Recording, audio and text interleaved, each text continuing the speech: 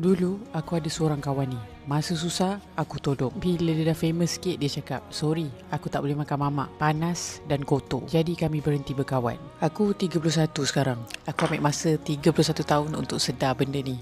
And kau mungkin tak boleh tunggu selama tu. Aku tengok ramai orang bila dah ada sedikit kejayaan, mula lupa macam mana susahnya dulu. Mula pandang orang dari atas, mula rasa lagi hebat dari orang lain. Aku bukan sempurna, tapi aku bersyukur. Sebab sampai hari ni aku masih ingat siapa aku dulu. Masih ingat orang yang pernah bantu aku. Masih ingat macam mana rasanya dipandang rendah. Sebab tu aku cuba untuk layan semua orang dengan hormat. Sebab aku tahu kedudukan kita ni boleh berubah bila-bila masa. Yang kekal bukan duit, bukan status, tapi orang akan ingat cara kita layan mereka.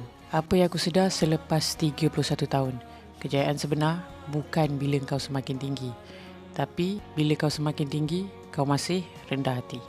And I'll see you guys tomorrow.